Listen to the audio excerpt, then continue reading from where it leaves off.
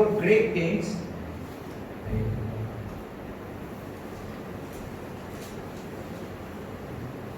அது கூட்டுருங்க plus செட்டிங்களா. Okay முதல்ல உட்காருங்க. ஓகே மறுபடி படிப்போம். 8:12 மகத்துவங்கள் எழுதுன அவங்க அற்பமாக எண்ணினாங்க. வசனத்தை கடைசி நாளில ஜனங்கள் அற்பமாக எண்ணினாங்க. எத்தனை பேர் உண்மையாக வசனம் படிக்கிறீங்கன்னு தெரியாது. ஆனா சண்டே ஸ்கூல் டீச்சர் வந்து உங்க பிள்ளைங்களுக்கு வந்து ஒரு வார்த்தை ஒரு ஆவத்தை சொல்லி கொடுப்பாரு.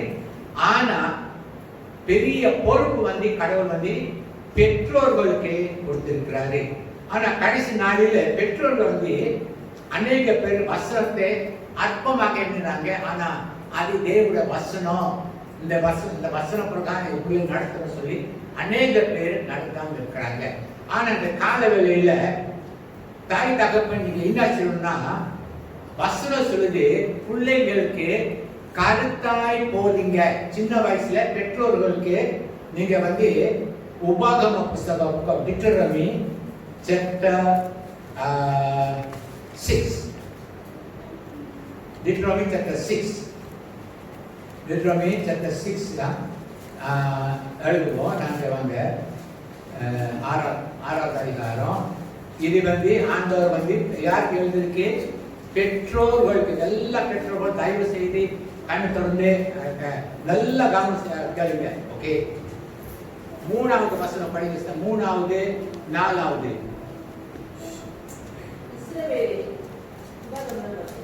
கரெக்ட் யா.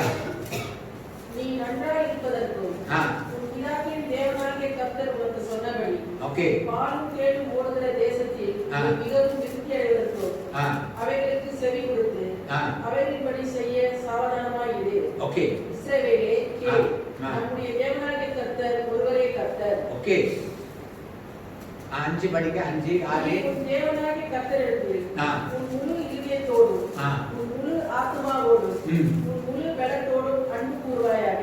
கொஞ்சம் நிப்பாட்டுங்க. அப்போ பெற்றோர்கள் கூட வேலை என்ன? நீங்க தேவனை என்ன செய்யணும்? முழு இருதயத்தோடும் முழு மனதோட முழு பலத்தோட நீங்க என்ன செய்யணும்? நேசிக்கணும். பிள்ளைகள் வந்து உங்களை பார்த்துட்டு இருக்கிறாங்க. பெற்றோர்கள் எவ்வளவு கடவுளை நேசிக்கிறாங்க தெரியுங்களா? உங்க பிள்ளைகள் வந்து அவங்க வந்து உங்களை பெற்றோர்கள் என்ன செய்யறாங்க நீ அவங்கள பார்த்து. அப்போ உங்க வேலை என்ன செய்யணும்? முழு இருதயத்தோட முழு மனதோட உலக you must love God. பெற்றோர் ஓகே. அப்புறம் அது முடிய பிறகு 7வது வசனம் படிங்க சார். நீ அவைகளை பிள்ளைகளுக்கு கருத்தாய் போதித்து நீ உன் வீட்டில் ஆறு படிச்சிட்டீங்களா? படிங்க 6. இன்று நான் உனக்கு கட்டளையிடுகிற இந்த வார்த்தைகள் உன் இதயத்தில் இருக்க கடவுது. ஓகே 2வது பெற்றோர்கள் நீங்க என்ன செய்யணும்? தேவனை முழு இருதயத்தோட முழு மனதோட நீங்க கடவுளை நேசிக்கணும். முதல் காரியம். 2வது நீங்க செய்ய வேண்டியது வந்து என்ன செய்யணும்? இந்த வசனத்தை படிச்சு இங்க இருக்கணும் உங்க இருதயத்துல இருக்கணும். அப்போ இருதயத்துல என்ன நீங்க வச்ச வசனத்தை என்ன செய்யணும்? 7வது வசனம். நீ அவைகளை பிள்ளைகளுக்கு கருத்தாய் போதித்து ஓகே நீ உன் வீட்டில் உட்கார்ந்திருக்கிற போதும் வழியில் நடக்கிற போதும் படுத்துக் கொள்ளுகிற போதும் எழுந்திருக்கிற போதும் அவைகளை குறித்து பேசி. ஓகே சரிங்களா? அப்போ வசனம் தான் பிள்ளைங்களுக்கு சின்ன வயசுல நீங்க என்ன செய்யணும்னா கருத்தாய் போய் இந்த வசனத்தை இருதயத்தில் இருக்கணும். 2வது அந்த வசனத்தை உங்க பிள்ளைகளுக்கு கருத்தாய் போதிக்கணும். teach your children diligently. அப்போ தூங்கும் போது நீங்க வசனத்தை சொல்லி கொடுக்கணும். நடக்கும் போது வசனம் சொல்லி கொடுக்கணும். நீங்க எல்லாம் சின்ன வயசுல என்ன செய்யணும்? பிள்ளைகளுக்கு வசனத்தை நீங்க அவங்களுக்கு சொல்லி கொடுக்கணும். தாவீது ராஜா சொல்றாரு சங்கீத புஸ்தகம் 19:11 வந்து வசனங்கள் இருதயத்தினாவே உமக்கு விரோதமா பாவம் செய்யாதபடிக்கு வசனத்தை இருதயத்துல வைத்து வைத்தேன். பெற்றோர்கள் உங்க பிள்ளைங்களுக்கு என்ன செய்யணும்? உங்க இருதயத்துல இருக்கிற வசனங்கள் உங்க பிள்ளைங்களுக்கு என்ன செய்யணும்னா சொல்லி கொடுக்கணும். அந்த எது தவறான காரியம் நம்ம செய்யணும்னா அப்போ வசனம் எங்க இருக்கணும்? அப்பா உள்ளத்துல இருக்கணும், புள்ள உள்ளத்துல இருக்கணும். அப்போ தாவீது சொல்றாரு, நானே உங்க விரோதமா பாவம் செய்யாதபடிக்கு வசனங்கள் இருதயத்துல வைத்து வைத்தேன். அந்த வசனம் தான் ஒரு நினைக்கிறேன் ஒரு பழைய ஒரு புஸ்தகத்தில் எழுதப்பட்டிருக்கு. My people are destroyed the lack of knowledge. My people are destroyed. Amos புஸ்தகம் நினைக்கிறேன் 6:4 எழுதப்பட்டிருக்கு. அப்போ வசனம் இல்லாதனால பிள்ளைங்கள் தவறான வழியில போறாங்க, சரிங்களா? அப்போ இந்த 2 வழி இதுல உலகத்துல பெற்றோர்கள் பாருங்க 2 வழி. மத்தேயு புஸ்தகம் 7ஆம் அதிகாரம் 13-14 சொல்லப்பட்டிருக்கு. இங்கிலீஷ்ல சொல்லப்பட்டிருக்கு broad way and narrow way. அப்போ தமிழ்ல சொல்லப்பட்டிருக்கு நெருக்கமான பாதை. அப்புறம் நெருக்கமான பாதை ஒண்ணு. ரெண்டாவது விசாலமா இருக்கிற பாதை, broad and narrow. ஆனா இன்னைக்கு சாயங்கால வேலையில நீங்க நினைக்காத பழைய அம்மா அப்பா அம்மாக்களை ரொம்ப கடவுள் வாங்கி ஜீவிச்சாங்க நீங்க நினைக்கலாம். பழைய ஏற்பாடு ஜனங்கள் புதிய ஏற்பாடு ஜனங்கள் ஒரே மாதிரி இருக்கிறாங்க. மனுஷன் தான், சரிங்களா? வசனம் சொல்லுது ரோமர் 3:10, நீதிமான் உருவனாகிலும் இல்லை, அப்புறம் உணர்வில்லாமல் இல்லை. அப்புறம் அப்படியே படிச்சுட்டு போகும்போது கடவுள் தேடுகிறவன் இல்லை. யார் எல்லாரும் வழி தப்பி ஏகமா தப்பி போயிட்டாங்க. அப்போ ஜனங்கள் எல்லா பழைய ஏற்பாடு புதிய ஏற்பாடு எல்லா மனுஷன் கடவுள் அறியாம இருக்கிறாங்க. ஆனா நீங்க நினைக்கலாம் ஐசேக்கோட மனைவி யாரு? ரெபெக்கா. அப்போ ரெபெக்கா நீங்க நினைக்கலாம் அவங்க ரொம்ப ஐசேக்கோட மனைவி ஆபிரகாமோட மருமக ரொம்ப பக்தி உள்ள ஸ்திரீ நீங்க நினைப்பீங்க, சரிங்களா?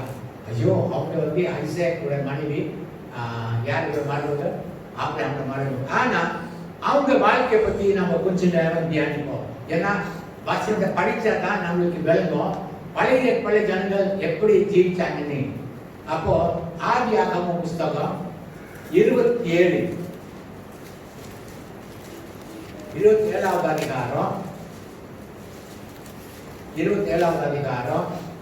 11, 12, 13 எடுத்துட்டீங்களா? பெற்றோர்கள் கேளுங்க, தாய்மார்கள் கேளுங்க. ஓகே.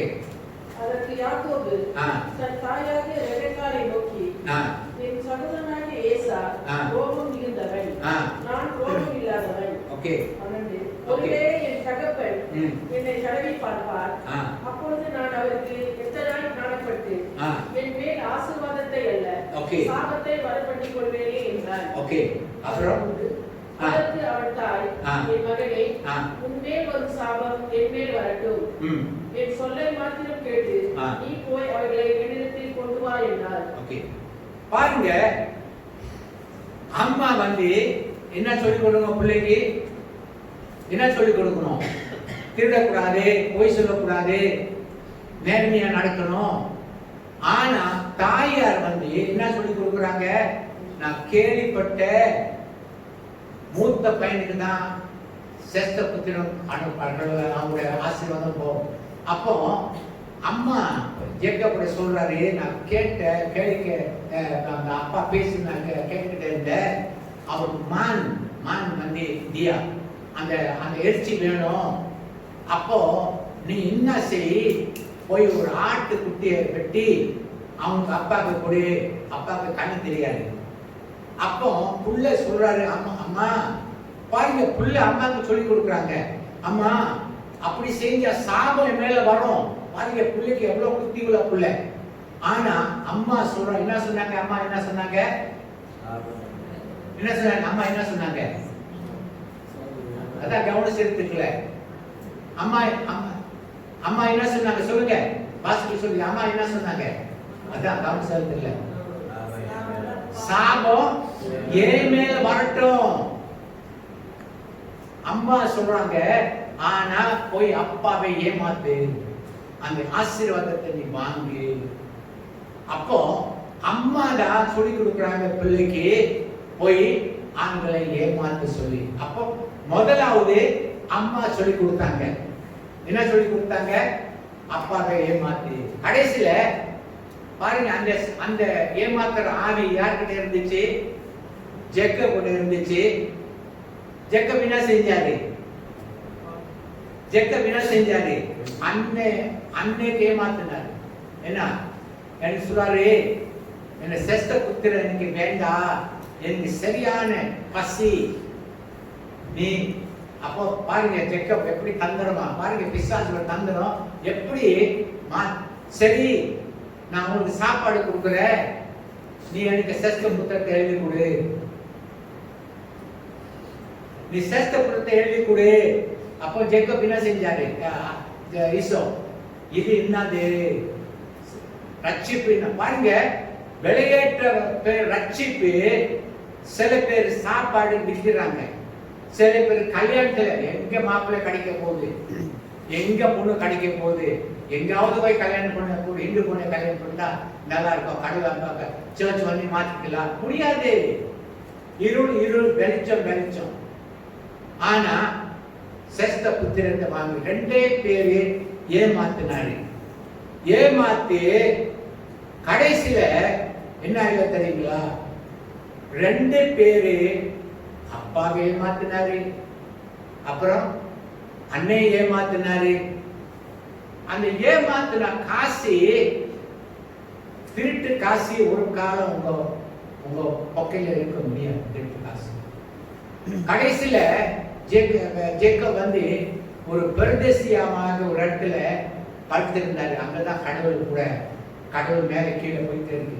அப்பதான் ஆண்டவர் கிட்ட பேசியிருப்பார், ஆண்டவரே நான் ரெண்டு பேரும் ஏமாத்தினேன், பாக்கெட்ல ஒரு காசு இல்லை ஆண்டவரே, ஆனா ஒரு போர்த்தனை செய்யறாரு. நீங்க வீட்டுல போய் ஆதியாகம புஸ்தகம் 28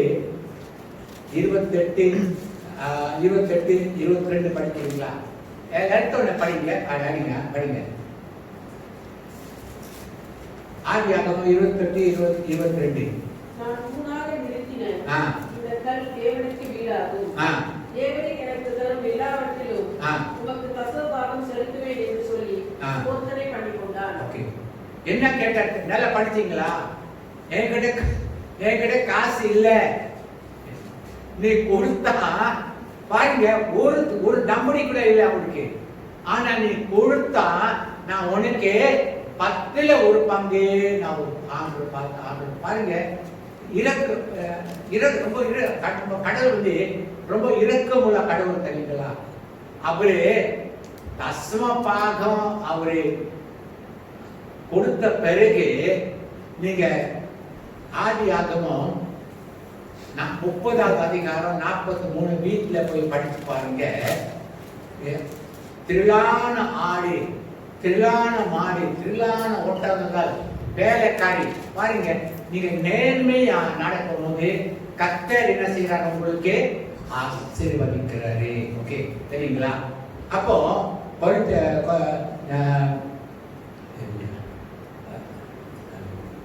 ஓகே பாருங்க, ஒரு இடத்துல எழுதப்பட்டிருக்கு, கொரிந்தியர் புஸ்தகம் 6வது அதிகாரம் 10வது வசனம். திருடருக்கும் வெளியருக்கும் தேவ ராஜ்யத்தை சுகந்தரிப்போ இல்லை. குடிக்காரங்களா ஏமாத்துறங்களா ஜனங்கள் வந்து தேவ ராஜ்யத்தை என்ன செய்ய முடியாது? சுகந்தரிக்க முடியாது. திருடன், பொய் சொல்றவன், அப்புறம் வேற குடிக்காரங்களா, வேரியர் மீன் ட்ரங்கர். ட்ரங்கர்ஸ்க்கு பாருங்க, நீங்க சொல்லி கொடுங்க ஆளுங்களுக்கு, யார் குடிக்கிறாங்க, யார் சிகரெட் குடிக்கிறாங்க, வெத்தலை பாக்கு போடுறாங்க, சொல்லி கொடுங்க. ஏன்னா யார் அவங்களுக்கு பரலோகத்தில் இடம் இல்லை தெரியுங்களா? யார் ஒருவன் தேவன் ஆலயத்தை கெடுத்தால் தேவன் அவனை கெடுப்பான், நீங்களே தேவனுடைய ஆலயம். அப்போ பாருங்க, தானியேல் 16 வயசு 16 தான் இருக்கு. ஆனா அவருக்கு சாப்பாடு, படையலுக்கு போட்ட சாப்பாடு எல்லாம் கொடுத்தாங்க. 2வது திராட்சை ரசம் கொடுத்தாங்க. பாருங்க எவ்வளோ அவங்க தாய் தகப்பன் அவங்க பிள்ளை வளர்த்துருக்காங்க. வளர்த்து என்ன சொல்றாரு, எனக்கு இந்த மாதிரி சாப்பாடு வேண்டாம், திராட்சை ரசம் வேண்டாம், படையல் வேண்டாம், எனக்கு என்ன சாப்பாடு கொடுங்க, எனக்கு போரேஜ் கொடுங்க, கஞ்சி சொல்லப்பட்டிருக்கு, அது மட்டும் கொடுங்க. ஆனா அவர் ஒரு வார்த்தை சொன்னாரு, நான் தேவனுடைய ஆலயத்தை தீட்டப்படவே மாட்டேன். அநேக பேரு கிறிஸ்தவங்க குடிக்கிறாங்க, சிகரெட் அடிக்கிறாங்க, எல்லாம் செய்யறாங்க. அப்போ கடவுள்கிட்ட இருந்து என்ன, அப்போ அந்த மாதிரி ஆண்களுக்கு ஜெபம் கடவுள் கேட்பாரு இல்ல. ஆனா தெளிவா எழுதிருக்கு புஸ்தகம் 6வது அதிகாரம் 10வது வசனத்துல, வெறியரும் அப்புறம் திருடரும் தேவனுடைய ராஜ்யத்தை சுகந்தரிக்கவும் இல்லை. அதனால உங்க பிள்ளைகளுக்கு என்ன சொல்லிக் கொடுக்கணும், என்ன சொல்லிக் கொடுக்கணும், கடவுளுக்கு தஸ்மா பாக செலுத்துங்க. அப்ப நல்லா இருக்கீங்க. தஸ்மாவை செலுத்தினால்தான் என்ன எல்லா ஆசீர்வாதம் வந்துச்சு. அப்ப வசனம் சொல்லுது, கொடுங்க அப்பொழுது உங்களுக்கு கொடுக்கப்படும். அப்போ ஒரு பிள்ளைக்கு ஒரு தாய் என்ன சொல்லிக் கொடுக்கணும், தஸ்மா பாக ஆண்டவரை செலுத்துன்னு நீங்க சொல்லிக் கொடுக்கணும். ஏன்னா வசனம் சொல்லி என் பண்டசாலைக்கு காணிக்க என்ன 2வது தஸ்மா பாகம் போடுவாங்க, நான் வாங்கிலிருந்து உங்களுக்கு நான் ஆசீர்வதிப்பேன். அப்ப பிள்ளைகளை நீங்க என்ன செய்யணும், நடக்க வேண்டிய வழியில என்ன செய்யணும், நடக்கணும். ரெபெக்கா நடந்த மாதிரி நீங்க உங்க பிள்ளைகளுக்கு சொல்லிக் கொடுக்காதீங்க. போய் சொல்லு, திருட்டு வா, இது செய், அது செய். நேர்மையா teach your children to walk righteously before God. நேர்மையா, சரிங்களா? அப்போ இன்னைக்கு 2வது காரியத்துக்கு நம்ம போவோம். 2வது காரியம், அடுத்த வசனம் என்ன வசனம், நீதிமொழி புஸ்தகம். இதுதான் ரொம்ப முக்கியமான கட்டத்துக்கு வந்துட்டோம். அல்லேலூயா. நீதிமொழி புஸ்தகம், ஓகே, நீதிமொழி புஸ்தகம் முதல் பாகத்தை படிங்க, 15 படிங்க யாராவது. 22:15. பிள்ளையின் நெஞ்சில் மதியிலும் ஒட்டி இருக்கும், அதை கண்டறிய பிறகு அவனை விட்டு அகற்றும். ஓகே, அப்போ பிள்ளையின் நெஞ்சில மதியினம் ஒட்டி இருக்கும். அப்புறம் அது எப்படி போவோம், அதை தந்தையினால பிறகு அவனை விட்டு அகற்றும். அப்போ இங்கிலீஷ்ல நான் எழுதியிருக்கிறேன், கொஞ்சம் படிப்போம்.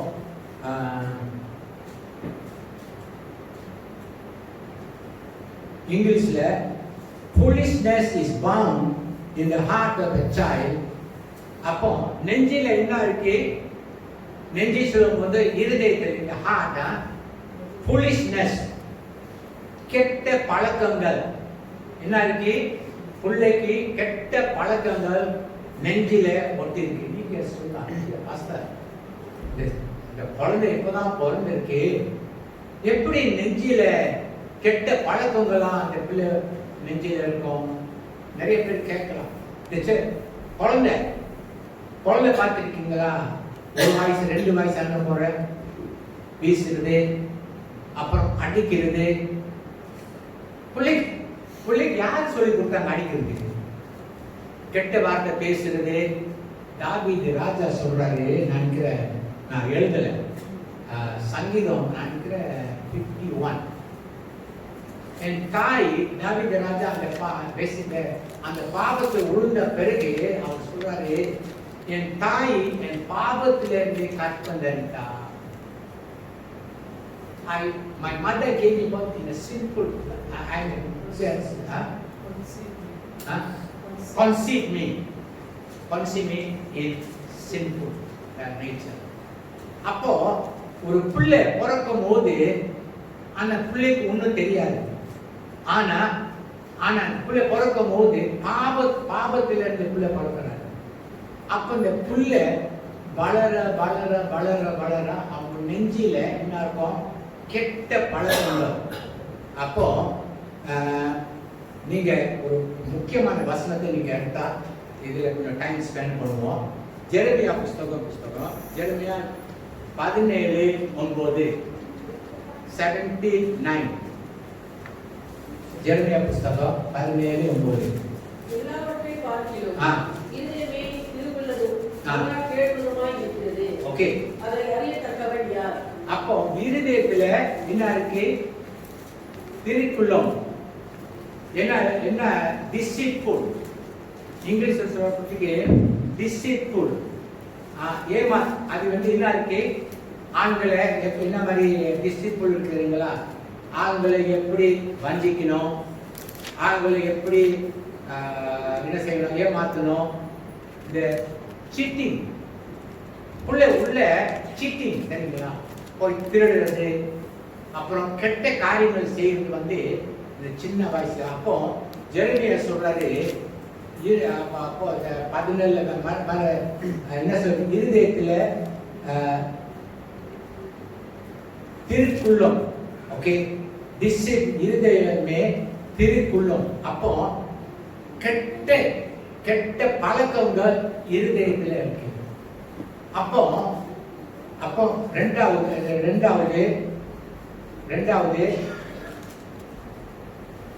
ரெண்டாவது படிங்க சிஸ்டர். விக்கெட், மகா கேடு உள்ளதா இருக்கிறது. அப்ப ரெண்டாவது கேடு உள்ளதுன்னா sinful, wicked. English wicked. சரினா wicked will cast into hell. அப்போ wicked. அப்போ பாவ நேச்சர் தெரியுங்களா? பாவம் சுபாவம் அவங்களுக்குள்ள இருக்கு.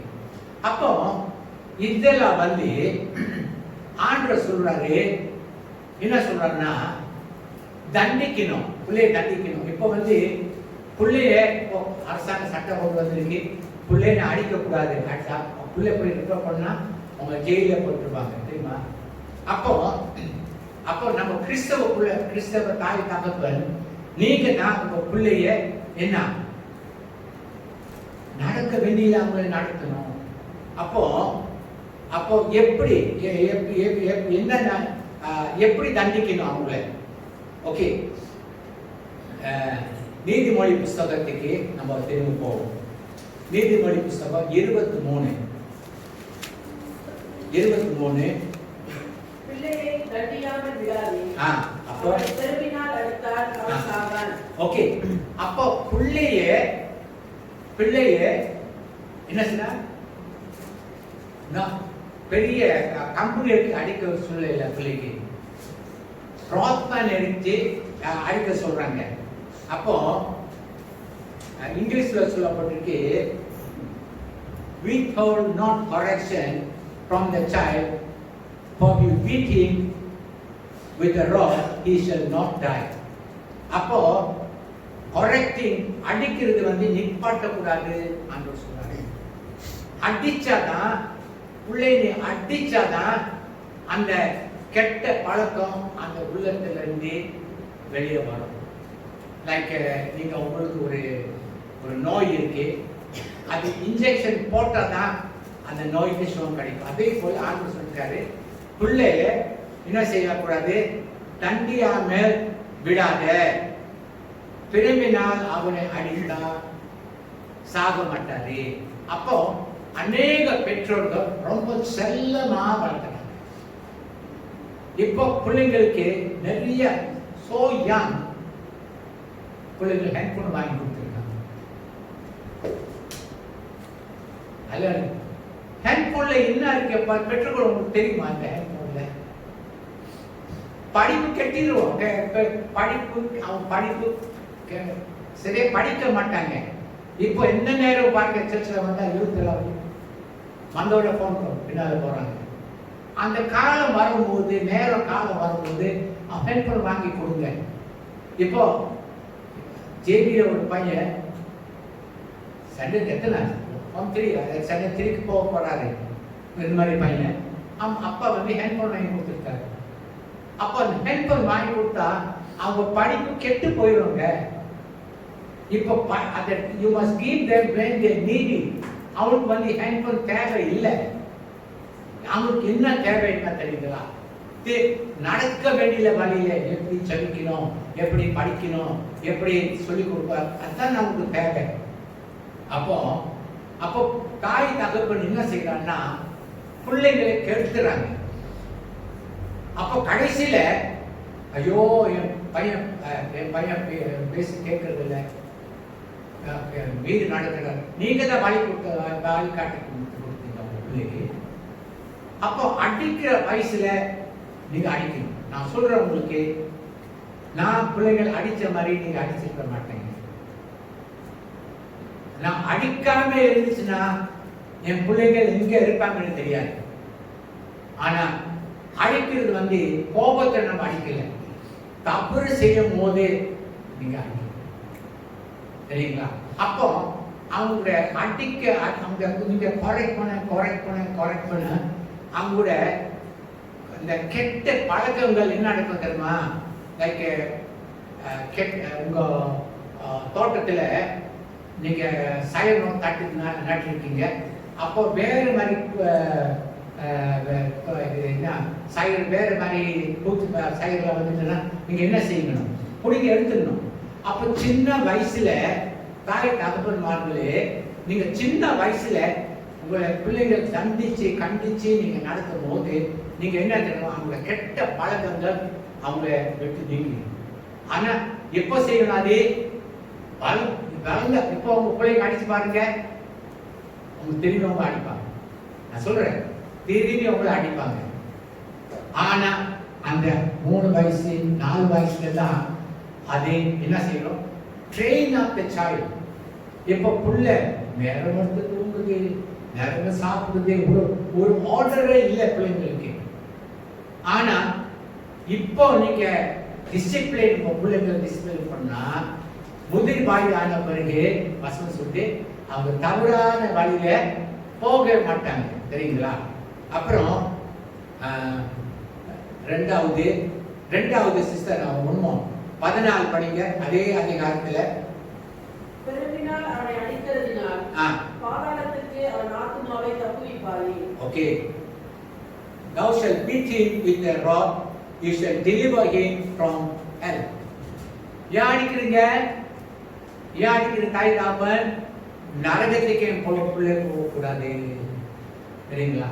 நரகத்துக்கு என் பிள்ளை போகக்கூடாது சொல்லி நம்ம இதெல்லாம் நம்ம சொல்லி கொடுக்கறது எழுதிட்டு போய் சொல்லி கொடுங்க பிள்ளைங்களுக்கு.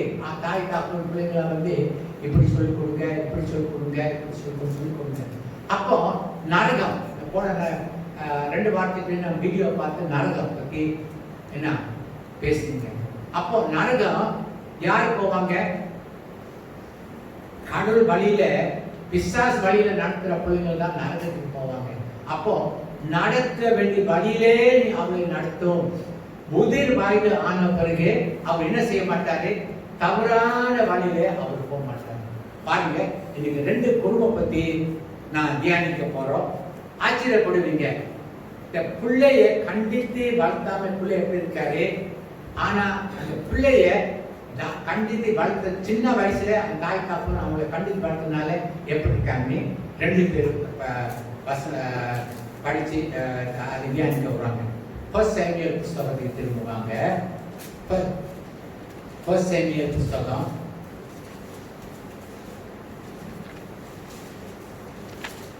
First Samuel chapter 1.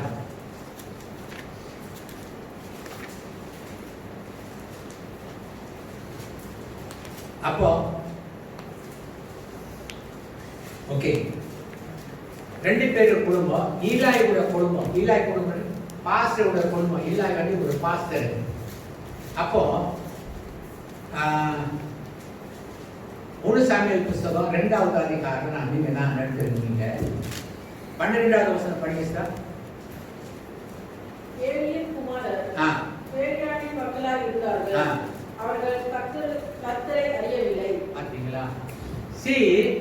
சின்ன வயசுல உங்க பிள்ளைங்களுக்கு நீங்க சரியா போதிக்கலாட்டி உங்க பிள்ளைங்கள் யாரோட பிள்ளைங்களா? பேலியான் மீன் பிசாசுடைய பிள்ளைங்களா? அப்போ கடவுள் அறியவில்லை. அப்போ பிள்ளைங்கள் சின்ன வயசுல நீங்க சரியா வளர்க்கலாட்டி அவங்க என்ன செய்வாங்கன்னு நான் உங்களுக்கு படிக்க சொல்றேன். வாங்க. இந்த ஈலாயோட பிள்ளைங்கள் அம்மா யாருன்னு தெரியாது, ஆனா அப்பா சரியா வளர்க்கல. ஆனா முதிர் வயது ஆனவருக்கு அவங்க என்ன பாவம் செஞ்சாருன்னு வெக்கப்படாதீங்க, படிங்க. 2:22 2வது அதிகாரம் 22வது வசனம். ஏலி மிகுந்த கிழவனாய் இருந்தான். அவன் தன் குமாரர் இஸ்ரவேலுக்கெல்லாம் செய்கிற எல்லாவற்றையும் அவர்கள் ஆசாரிப்பு கூடாரத்தின் வாசலில் கூட்டம் கூடுகிற ஸ்திரீகளோடு சயனிக்கிறதையும் கேள்விப்பட்டு என்ன செஞ்சிருந்தாரு? பாவத்தை அவனுக்கு தெரியாது, அது பாவம். அப்பா ஊழிய செய்யறாரு சர்ச்சில், பையன் நடுவத்துல ஸ்திரீகளோட படுத்திருக்கிறாரு. கேவலம். ஏன்னா கிறிஸ்தவர்கள் நம்ம இப்போ நீங்க பிள்ளைகள் கண்டிக்காம பாருங்க, ஒரு நாளைக்கு இது நடக்கும். உங்க குடும்பத்தை நடக்காது, நடக்கும். ஆனா 2வது குடும்பம் யாரோட குடும்பம்? அல்கானாவோட குடும்பம். பாருங்க, 2வது அதிகாரம் 11வது வசனம். 11. பின்பு எல்கனா ராமாவில் இருக்கிற தன் வீட்டுக்கு போனான். அந்த பிள்ளையோ ஆசாரியனாக ஏலிக்கு முன்பாக கர்த்தருக்கு பணிவிடை செய்து கொண்டிருந்தான். ஓகே, என்ன வயசு தெரியுங்களா? நீங்க 1வது அதிகாரம் 23 படிக்க, அப்பதான் அந்த பிள்ளை வயசு உங்களுக்கு தெரியணும். 1வது அதிகாரம் 23 24. அப்பொழுது அவள் புருஷனாக எல்கனா அவளை நோக்கி, நீ உன் இஷ்டப்படி செய்து அவள் பால் மறக்க பண்ணு மட்டும் இரு. கர்த்தர் தம்முடைய வார்த்தையை மாத்திரம் நிறைவேற்றுவாராக என்றான்.